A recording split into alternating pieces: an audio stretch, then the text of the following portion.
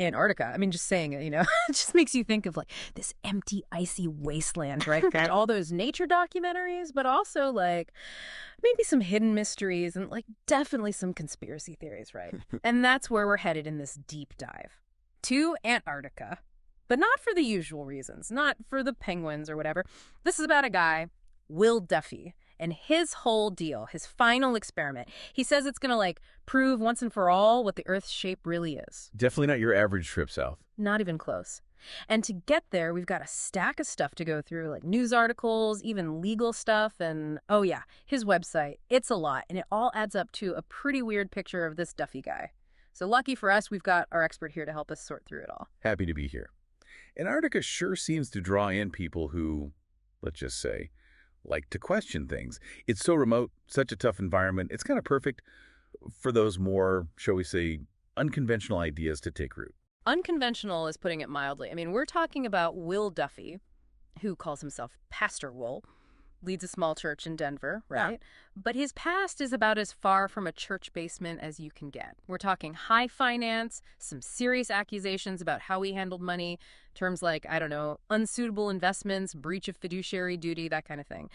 So before we even get to the South Pole, what's the deal with Duffy's past in the financial world? The thing that really stands out is just how many accusations were made against Duffy when he was in finance.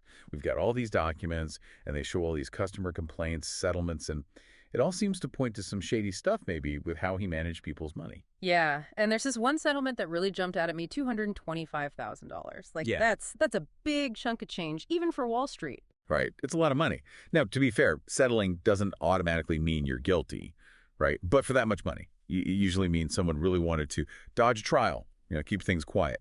And when you add that to all the other accusations, it makes you think twice about how he did business. Right, like where there's smoke. And there's fire. Exactly. And speaking of fire, let's get to this final experiment. This is where Duffy's story gets really interesting. He goes from money management to, well, I guess you could say belief management. It really is something, isn't it? Yeah. This guy goes from Wall Street to, trying to prove the Earth is like a pancake. Right, and he is not being subtle about it. His website, I mean, whoa, talk about a show. There's this whole countdown clock, dramatic music in the background, and it's all building up to, I don't know, some big reveal. But the thing is, we don't actually know what he's trying to prove. He's got these two groups, Flat Earth participants and Globe Earth participants. It's like he's putting on a play or a fight or something. Yeah, it's definitely got that whole dramatic flair. Yeah. Which is interesting, Dre. But let's actually talk about what he's saying. Duffy says, by looking at the sun, how it moves down in Antarctica, that'll tell us for sure what shape the Earth is. See, this is where I get a little lost because, like, on the surface, it kind of makes sense. Like, if you're standing somewhere and you watch the sun go down, doesn't that mean the Earth has to be curved? That's where things get tricky. It right. seems obvious, right? But that's why understanding how science really works is so important. It's more complicated than that. Mm-hmm. Just seeing the sun do its thing in Antarctica, even if it looks cool, it doesn't automatically tell us if the Earth is round or flat. Really? Why not? It seems like it would. Okay, imagine this. You've got a flashlight, right? And you're shining it on a globe. Now, the light from that flashlight, it doesn't change what the globe is, even if it looks like the light sets if you move it around, right? It's the same idea with the sun. How we see it move, it's all about where we're standing on this big, skinny Earth and how we're moving through space.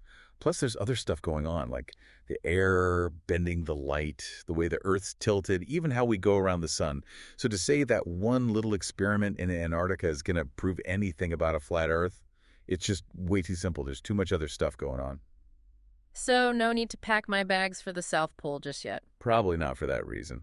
But what about the people who are buying into this whole final experiment thing? It does make you think, right? Duffy, this guy comes from finance. Maybe this is just another one of his deals, just a different kind of deal.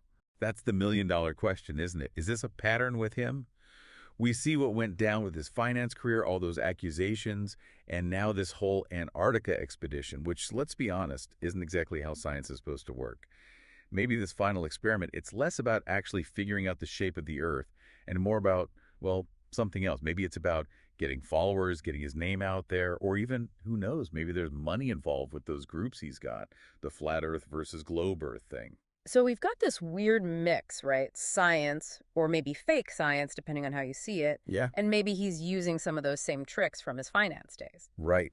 And that's where it gets really interesting. Duffy, I mean, whatever his deal is, he's tapping into something much bigger. He's tapping into why people love these fringe theories in the first place. It's like we're talking about two things at once, right? The pull of a good story, whether it's in a courtroom or like in the middle of nowhere in Antarctica. But why is it that these fringe theories, like the Earth being flat, I mean, why are those so sticky? Why do people believe them when there's so much that says they're wrong? That's the question, isn't it? Something research has been trying to figure out for ages. And it goes deeper than just the facts. It's about like what humans need. We need to belong, to be part of something, Hmm. right? And we want simple answers, especially when the world feels so messy. Plus, there's that part of us that wants to go against what everyone else says, like stick it to the man. So for some folks, these out there theories, they give them a community, a feeling of being in on something special, something that like regular science or whatever just doesn't give them. So it's not really about if the Earth is round or flat. It's more about what that belief, what it does for people. Yeah, exactly. It's about having a story that clicks for you, that feels right, even if it goes against what everyone else says. And that's always been so interesting to me, how powerful believing in something can be. It can change how you see the entire world, even when there's proof right in front of you that says something else. Which brings us back to good old Will Duffy. So is he a true believer or is he playing everyone or maybe like a little of both? Uh-huh. Hard to tell, really. I know, right? And I think that's the point. We've got this mystery, this whole thing with his money stuff, then the science claims, and now this crazy trip to the bottom of the world, a place most people will only see on TV. And it's that mystery, that not knowing for sure, that makes it so interesting. So where does that leave everyone listening? We've gone from Wall Street to Antarctica, and it feels like we have more questions now than when we started. What's the takeaway here? The big one, and I can't say this enough, is to think for yourself. Really think.